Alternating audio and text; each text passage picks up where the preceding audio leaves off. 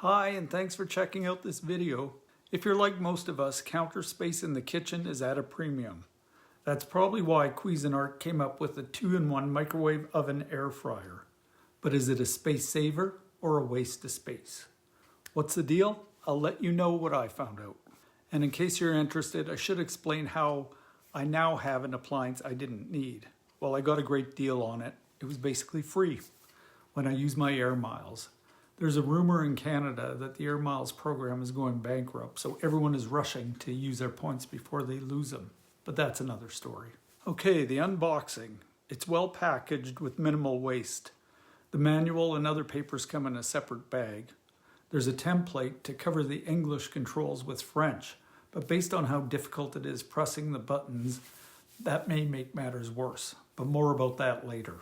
The unit itself is heavy, about 34 pounds, and awkward to get out of the box. This is probably a 2-person job, not counting Caesar, who apparently wasn't going to help anyway. Oh, and according to the box came in, it looks like this is, yes, a 2-person job. I found the air fryer basket and tray along with microwave tray and wheels in the oven. Okay, the first big rule with air fryers is you need to give them space, especially above, to let the heat vent out. If the unit is placed under your cupboards, there's a good chance the oven will overheat and become damaged, not to mention the potential fire risk for your cupboards. So I came up with a hack that I'm not saying you should do, it's just what I did. It could be dangerous and most likely voids the warranty of the oven. Please do not take this risk if you're not willing to take responsibility for whatever happens if you do. To skip this hack, forward the video to this time to continue. So the whole purpose of this product was to have the air fryer as handy on the counter as a microwave. But of course, pulling and pushing it on a regular basis would cause some wear and tear to the counters and the unit. I had just received my first Temu haul. If you haven't seen my video review, check it out in my other videos. It's one called Temu Canada Haul Buyer Beware. And in it, one of the things I ordered was these casters. I was going to use them for something else, but then ran into this air fryer complication. Disclaimer time again. I'm not telling you to do this. It's just what I did, knowing the risks associated with it. The big one being that the entire oven could roll off the counter, causing severe damage and burns. So please do not do this if you're not willing to take responsibility for any of the harm this hack may create. So I applied the casters that came with adhesive pads to the bottom legs of the air fryer. Surprisingly, considering these were an ultra cheap Temu product, they're working quite well. Opening the door when it's on casters needs extra caution, as the door doesn't open without some force. I've got a tip on that later. And if you forget it's on casters, you may pull the whole oven onto the floor. Okay, on to the Cuisinart microwave oven air fryer review. Like many of us, I've been using a microwave for a long time, so there really wasn't much new to learn about it, but I'll give you a review on the performance of the microwave shortly, and you'll want to hear it. The air fryer is a different story. Naturally, I had to try what probably everyone tries first, French fries. My first impression was the buttons are hard to press. You need to find the sweet spot, and that can take some skill. Under the start and stop buttons, I noticed 2 grooves at the bottom that fit my fingers. I'm not sure if that was intentional, but because I added the casters, the unit sits a bit higher and I was able to find them. Also, because the door needs some force to open, and there is no unlock or open button like some microwaves, I've learned to place my thumb on the front for leverage. Something I found a bit off-putting was there isn't a numerical panel, and the dial only works in increments of 5 seconds. The dial almost seems old school. Every time I use it, I feel like I'm turning back the hands of time.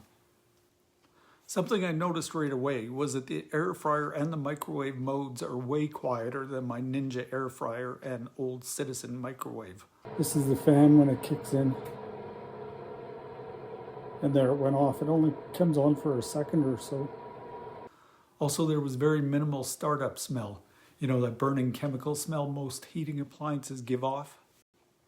The air fryer worked as expected with French fries. They were dry and really could have used a coating of oil before cooking. Okay, let's try one. I didn't need as much time as they said, because they look pretty done to me. Nothing like watching an old man eat French fries. Yeah, they're hot. Darn good YouTube content there. I don't know if you noticed, but I am Team Crinkle Cut. What about you? Let me know in the comments below.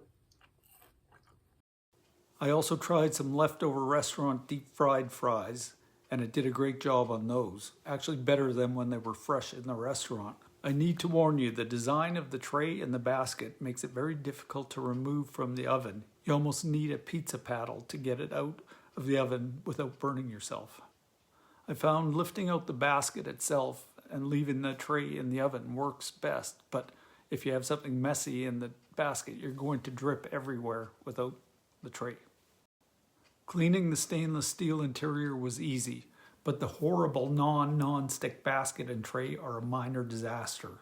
You'll need to oil them before cooking. The meat burgers I cooked permanently stained mine. The hollow legs on the basket are an oddity and nearly impossible to dry. And if you put them on the tray wet, it'll drip water on the tray and likely lead to rust because, again, the accessories are non-coated. I now store the basket upside down after washing it to let the hollow legs air dry. And no, they are not dishwasher safe. The manual says wash in warm, sudsy water. I did that and they still stained. There are no cooking instructions for basic food items like meat. I had to look up air-fried burger patties on Google, and even then the air fryer didn't cook them well, according to those instructions. I've ordered an air fryer cooking chart from Temu, hoping it will give me some guidance. I didn't need to do that with you-know-who, as the Ninja manual has quite a bit of info in it. The Cuisinart manual really does focus more on microwave tips than air fryer instructions. We've all been using microwaves for decades. Most of us know how they work by now. It's air fryers that are new and what we need some education about. That being said, I was going to try the microwave soften butter function, thinking what a great feature this is. To have butter ready for baking in seconds instead of leaving it out all night. Wow, spontaneous chocolate chip cookies that I could even bake in the air fryer mode. But the instructions led to too many questions. It says leave stick as is, wrapped in brackets. What, even if it's wrapped in tinfoil like most butter I buy? Cuisinart, you've gone to great lengths to tell me not to put metal in the microwave mode. Rats, cookie dreams dashed. In my opinion, it seems they've added the air fryer as a lark. They tout cooking snacks, fries, wings, but nothing like real world food, meat or healthy meals. The recipes included are also very junk foody. It makes me wonder if at one point they positioned this product as all the versatility and seriousness of a microwave combined with the fun and limited use of an air fryer. I feel like Cuisinart is treating the air fryer like another cooking gadget that turns your kitchen into a carnival concession stand. I'm looking at you cotton candy makers and hot dog steamers. To me, it seems like they're ignoring all the great things about having an oven on the countertop. Even the added extra instructions when you open the door on top of the frame are mostly for the microwave. Other comments, the indicator light is so bright it could guide ships, and the beep is so loud it could wake the dead. And lastly, and this is a big one, the microwave is very low power. Luckily for me, it's the same as the old one I used to have, so I'm accustomed to it, but if you've had a more powerful one, you may not like this at first and find it kind of annoying until you get used to it.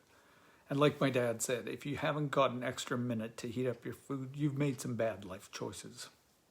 So overall, though I've been highly critical of the Cuisinart microwave air fryer, it's still a handy way to oven heat food in a hurry and beats dragging out the bulky but beautiful Ninja every time I want to quickly heat something. Let me know in the comments if you agree that oven-heated food just hits differently than microwaved. So will the Cuisinart replace my Ninja air fryer? No, you never forget your first love, especially when it's got so many things going for it. I'll show you what I mean in an upcoming video. Okay, on a scale from 1 to 5, I give the Cuisinart microwave air fryer a solid 4. Thanks for watching, and be sure to hit that like button, ring that bell, and don't forget to subscribe and leave a comment. And let us know if you think air fryers are a passing fad or are they here to stay. Why or why not? Thanks again for watching.